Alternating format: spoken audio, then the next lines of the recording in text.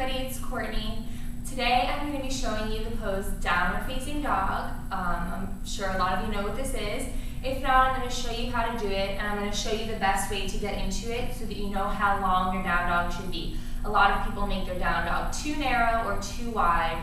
A lot of people feel that they can't do down dog because it's a hard posture if you're a beginner. So I'm just going to show you that even if you are a beginner, there is ways to modify to get the best results from this posture, and I'm going to show you how I would suggest to get into it. You can start in child's pose, an extended child's pose, so your arms are going to be out in front of you. Now right here is as wide as your down dog should be. So if you come up and tuck your toes under, this is how wide you want your down dog to be. So you always want to make sure first, before anything, that you have a very good base, which would be your hands. You want your fingers to be spread wide on the mat, and you want to make the triangles very apparent in between all of your fingers.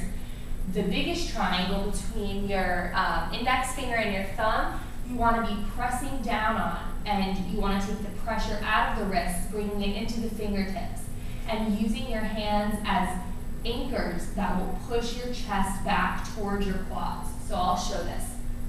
You want your hands to be shoulder width apart. You don't want them to be too wide or too close together. So right at shoulder width, with your fingers spread, come up to cat-cow position with a neutral spine. Tuck your toes under, and all you're going to do is lift your sit bones to the ceiling, just like this. A good way to start would be to have your feet also hip width apart, which is not very wide. It's just right where your hips would be.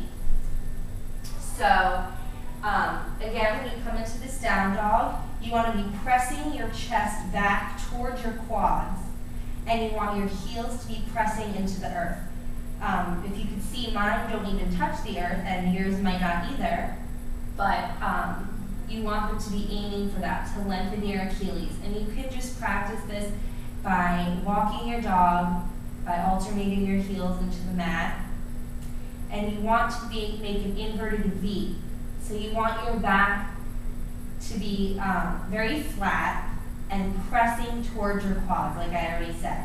If you have tight hamstrings and you feel as this is too hard for you, you can bend your knees, because this will make the pose a lot easier for you, and you'll still be getting the benefits working toward straight legs. So that is my advice on down dog.